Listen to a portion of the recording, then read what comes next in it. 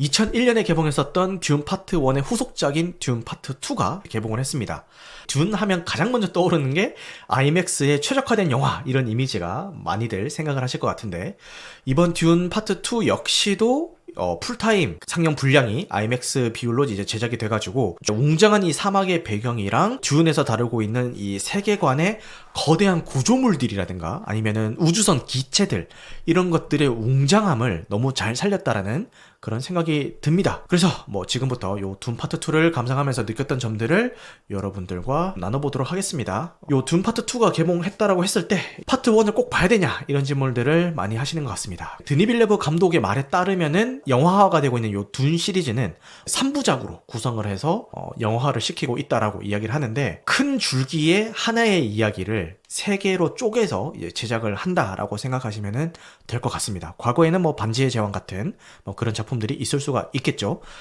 파트 1에서는 티모시 샬라메가 연기하는 주인공인 폴이 왜 이 사막 행성인 아라키스에 가게 되었고, 그리고 프레멘이라는 이 부족에 어떻게 합류를 하게 됐는지, 그리고 하코넨이라는 이 가문에게 왜 복수심을 불태우게 되는지, 그리고 지금 언급했던 이 아라키스라는 행성은 어떤 곳이고, 이 프레멘이라는 부족은 어떤 집단이고, 그리고 하코넨 가문은 어떤 가문이고, 이런 설명들이 파트 1에 다 됩니다.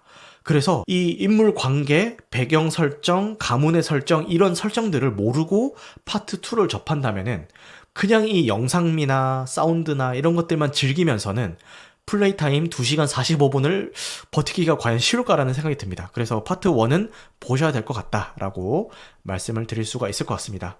파트 1을 봤는데도 영화상에서 언급되는 고유 명사들 같은 게 너무 많아가지고, 아까 이야기했던 프레멘, 하코넨, 아라키스, 이런 고유 명사들이 너무 많으니까 이런 것들이 너무 가물가물하고 너무 헷갈린다, 이런 분들이 많이 계실 것 같은데, 암기식 교육처럼 프레멘, 하코넨, 아라키스 이렇게 달달달달 외워서 가실 필요까지는 없는데, 대충 이게 뭐다, 이 정도의 설정상의 이미지만 머릿속에 가지고 계시면은 충분히 감상하시는 데는 별로 지장이 없을 것 같습니다. 그냥 영화 전반적으로 고유 명사에 집착을 하시면서 안 봐도 자연스럽게 이해를 할 수 있게끔 설명을 해주니까 그렇게 보시면 될 것 같습니다.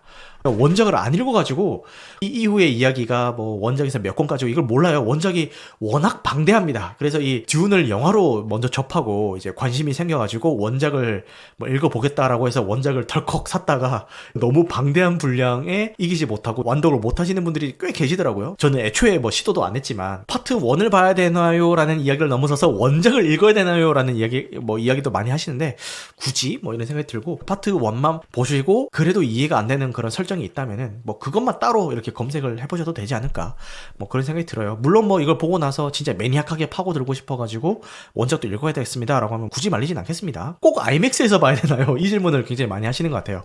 저는 결론부터 말씀드리자면은 기왕이면은 IMAX에서 보시는 게 좋지 않을까, 이런 생각이 들어요.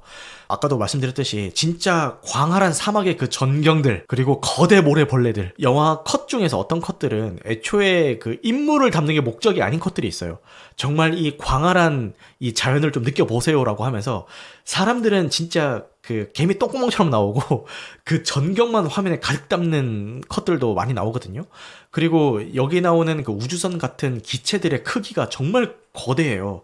그런 것들이 착륙을 했을 때 이제 위아래가 다 잘리지 않고 그 거대한 기체의 그 중압감을 이제 오롯이 다 느낄 수 있으려면은, 그리고 병사들이 집결해 있다던가 군중들이 모여가지고 화면을 가득 채우고 있을 때 그런 압도적인 궁중들을 묘사한 그런 장면들이라든가 그런 스케일을 느끼기 위해서는 기왕이면은 그 화면 손실이 없는 그 IMAX에서 보시는 게 좋지 않을까, 이런 생각이 들고요. 사운드도 굉장히 이 영화의 중요한 요소로 작용을 하죠. 모래 폭풍이 막 몰아치고 땅이 떨리고 폭발하는 장면들, 그리고 한스 짐머가 음악 감독인데 이 한스 짐머가 디자인한 사운드들, 이런 것들이 이거 돌비관에서 한번 더 보고 싶다라는 생각이 들 정도로 사운드가 굉장히 중요하게 작용하는 작품이기도 합니다. 그래서 기왕이면은 IMAX나 돌비관에서 보시라고, 똑같은 시간 투자해서 볼 거라면은 그렇게 보시라고 이야기를 하고 싶은데, 제가 기왕이면은 IMAX나 돌비에서 보라고 이야기를 했다라고 해서 과연 이 영화를 일반관에서 보는 게 의미가 없을까? 그건 또 아니거든요. 기왕 시간 내서 보는 거 돈 좀 더 들이더라도 특별관에서 보시는 게 더 좋다는 거지. 일반관에서 이 작품을 접했다라고 해서 의미 없다라고까지 이야기하는 거는 너무 비약이 아닌가 이런 생각이 좀 듭니다. OTT의 시대가 왔다라고 해도 과언은 아니죠. 그래도 이런 듄 같은 시리즈가 계속 제작이 되면서 왜 극장 경험이 중요한지에 대한 대답을 해주고 있는 게 아닌가라는 생각이 듭니다. 물론 뭐 OTT로 접하는 것도 뭐 괜찮습니다만 극장에서 이 듄 시리즈를 접하는 것과 집에서 이 듄 시리즈를 접하는 거는 분명 다른 경험일 거라는 생각이 들거든요. 그래서 기왕이면 극장에서 보실 것을 뭐 권해드리고요. 여건도 안 맞고 뭐 아이맥스관 예매도 힘들고 이러신 분들은 그냥 일반관에서 보셔도 크게 문제 없으니까 많이들 보셨으면 좋겠습니다. 그래서 이제 본격적으로 이 영화에서 좀 인상 깊었던 점에 대해서 이야기를 할 건데, 그 영화의 내용도 조금 언급이 되기는 해요. 이걸 안다고 해서 영화 감상이 막 치명적이고 그런 내용들은 아니니까 감안해서 들어주셨으면 좋겠습니다. 지금 신가님께서 말씀하셨던 것처럼 듄 시리즈는 결국은 메시아의 서사를 따르고 있죠. 이 폴이라는 인물을 메시아로 내세워서 메시아의 서사를 따르고 있는데, 재밌는 게요. 보통 이런 그 메시아라는 존재를 다룰 때는 완전 무결한 인성을 지녔다던가 영웅이라고 하면 딱 떠오르는 완전한 인물을 그리는 경우가 대부분이죠. 그렇게 그리는 게 쉽죠. 그리고 근데 이 작품은 이 폴이라는 인물을 전혀 그렇게 그리고 있지가 않아요. 왜냐면은 처음부터 예언서의 주인공이 된 게 자기가 의도한 게 아니거든요. 그래서 자신이 의도하진 않았는데 갑자기 내가 그 예언서의 주인공이래. 그래서 되게 혼란스러워하는 모습부터 시작을 해요.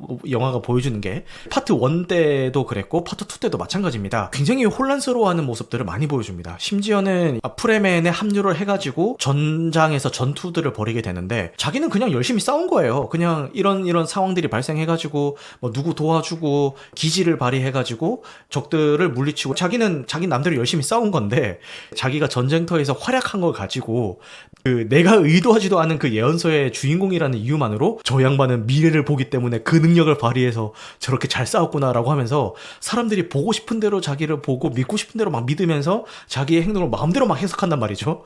그래서 거기에서 오는 심리적인 부담감이 계속 그를 짓누르고 있는 것처럼 영화에서는 묘사를 하고 있습니다. 그러니까 스스로에 대한 확신도 없는 상황인 거죠. 왜냐면 내가 진짜 메시아가 맞아? 그것도 모르겠는데, 나 스스로도 내가 메시아인지 모르겠는데 딴 사람들이 자꾸 나보고 메시아래. 그리고 심지어 믿는 사람들만 우쭈쭈 하면서 날 믿어주는 것도 좀 부담스러운데 심지어 내가 메시아인지 아닌지 의심하는 세력들도 더 존재한단 말이에요. 그래서 여러 가지 그 부담감이 그를 짓누르고 있습니다. 이건 파트 1 이야기니까 편하게 얘기하겠습니다. 그 와중에 또 아버지는 어떤 계략에 휘말려서 가문은 몰락하고 아버지는 돌아가시고 뭐 그런 여러 가지 스트레스 상황에 있는 다른 작품에서 그리듯이 메시아라고 해서 막 엄청 영웅적인 인물로 막 그리고 있진 않아요. 이게 되게 흥미로운 지점 중에 하나인 것 같습니다. 신가님께서 원작에서도 폴이 무아딥이 될 운명이 아니었는데 폴의 생모가 계획을 트는 바람에 무아딥의 운명을 잊게 된 겁니다 라고 하는데, 맞아요. 파트 1에서도 그렇게 묘사가 되죠. 이 파트 1 내용인데 의도적으로 그 예언서를 흘린 거죠. 그래서 이거는 또 이런 종교에 대한 이야기도 하고 있는 것 같긴 한데 그 얘기는 좀 이따가 하도록 하고요. 그래서 지금 이 폴이 받고 있는 중압감의 종류가 벌써 그를 믿는 자, 스스로에 대한 의심, 그를 의심하는 자, 이런 중압감을 가지고 있죠. 근데 그때 우연히 제외하게 된 폴의 스승이자 충신인 건이라는 인물이 이런 조언을 해줍니다. 폴이 받고 있는 그 시선들 중에서 어떤 시선들을 선택할지는 본인의 몫이다라는 이야기를 해줍니다. 그 얘기를 듣고 난 다음에 그의 어머니가 어떤 이벤트를 벌이죠. 어떤 계획을 벌여서 이 폴이 자신의 능력을 각성하게 되는 계기를 맞이하게 됩니다. 정신적인 성장은 이 스승이자 충신인 이 건이를 통해서 하게 되고, 능력적인 그런 성장은 어머니가 시켜주게 돼서 폴이 스스로 확신을 가지게 되는 거죠. 이때부터 이제 스스로에 대한 확신이 생긴 폴이 적극적으로 그를 따르는 무리들을 진두지휘를 하게 되는데, 여기서 흥미로웠던 부분이 뭐냐면은 폴을 따르는 프레맨 무리가 전투에서 승리를 거두는 장면들이 여러 번 묘사가 됩니다. 그런데 이 프레맨들이 승리를 거두는 그 전투에서 사용하는 어떤 전술이나 아니면 무기들, 도구들, 이런 것들이 사실은 이 메시아라고 불리는 이 폴이 등장하기 전부터 전통적으로 그냥 쭉 써왔던 것들이거든요. 그러니까 이 폴이 나타났다라고 해서 뭔가 새로운 전술이 갑자기 나타났다거나 새로운 도구가 뭔가 개발이 됐다거나 이런 게 아니에요. 원래 다 해왔던 것들이에요. 예를 들어서 모래벌레로 활용한 전투법, 아니면 사막의 환경을 이용하는 전술법, 이런 것들은 오히려 폴보다 이 프레맨들이 훨씬 옛날부터 더 잘 활용하고 있었던 그런 것들이란 말이에요. 그래서 기존의 전력이나 아니면 전술 같은 것들이 부족한 게 아니었는데, 메시아라고 불리는 폴이 나타나자마자 그들이 믿고 의지할 만한 인물이 나왔다는 그 이유만으로 갑자기 사기가 진작이 되면서 연승을 거두게 되는 거거든요. 이 장면이랑 어떤 장면이랑 붙었냐 하면은, 이 티모시 샬라메가 똑같이 이제 주연으로 나온 원카라는 영화에 이런 장면이 나와요. 동물원 안에 있는 그 호수에 플라밍고들이 거닐고 있습니다. 그런데 플라밍고들은 날개가 있어서 날 수가 있잖아요. 근데 이 플라밍고들이 철조망에 갇혀 있다거나 이런 게 아닌데, 그냥 그 동물원 안에서 나갈 생각을 안 하고 그냥 있는 거예요. 그래서 쟤들은 날개가 있는데 왜 안 날아가고 계속 동물원 안에 있어? 라는 질문을 하게 되는데, 거기에서 이제 어떤 대답이 나오냐면은, 그들을 이끌어줄 리더가 없기 때문이야 라는 대답을 하는 장면이 나옵니다. 듀운에서 묘사됐던, 제가 아까 얘기했던 그 상황이랑 이 원카에서 묘사됐던 이 플라밍고들의 상황이 그러니까 붙는 거예요. 그래서 정말 별거 아닌 것 같지만, 이 종교라는 것이 사람들에게 얼마나 중요하고 그로 인한 동기부여의 힘이 얼마나 강력한지, 그리고 종교가 중요하고 강력하다는 것을 아는 사람들이 개인적인 이득을 취하든 아니면은 어떤 권력이 됐든 간에 이 종교에 대한 믿음을 어떻게 정치적으로 활용하는지를 이 듄 파트 2에서 잘 묘사를 하고 있다라는 생각이 들었습니다. 이런 서사뿐만 아니라 배우들의 연기도 되게 인상이 깊었는데, 파트 1에서는 그냥 캐릭터를 소개하는 형식에서 그쳤다면은 파트 2에서는 이 캐릭터들이 변화하는 모습들을 보여줘요. 그래서 파트 2가 시작할 때의 그 캐릭터 성이랑 파트 2가 끝날 때의 캐릭터 성이랑 똑같은 캐릭터들이 잘 없습니다. 이 메시아로 각성하게 되는 주인공인 폴은 뭐 말할 것도 없고요. 그 폴의 연인인 찬이도 그렇고, 그리고 폴의 어머니 역시 마찬가지입니다. 영화가 시작할 때랑 끝날 때랑 확실히 달라져 있습니다. 그리고 이 폴을 따르는 사람들도 영화가 시작할 때랑 끝날 때가 달라져 있죠. 인물들이 어떤 식으로든 변화를 겪게 되는 과정들을 보여줘요. 그래서 그건 역시도 이질감이 들지 않게 이 작품에 잘 녹여냈다라는 생각이 드는 것 같습니다. 그리고 새로운 인물들도 되게 많이 나오는데, 뭐 오스틴 버틀러가 연기하는 페이드라는 인물이 나오게 되죠. 잔혹한 성품을 지닌 캐릭터로 묘사가 되는데 하코넨 가문이죠. 이 배우의 연기로 또 뛰어났는데, 이 페이드라는 인물을 소개하는 방식이 되게 놀라웠던 게, 페이드라는 인물의 생일 때 군중들이 다 모여있는 가운데서 콜로세움 전투 같은 것들을 벌이는 그런 장면이 연출이 됩니다.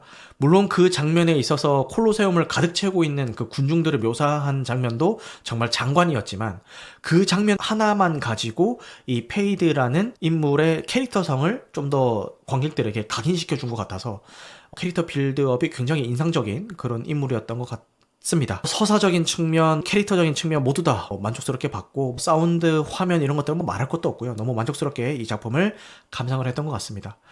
세계관의 설명이랑 그리고 인물 간의 관계 설정을 위한 파트 1을 지나서 이 파트 2에서는 폴의 각성과 개인적인 복수의 과정을 보여주게 됩니다.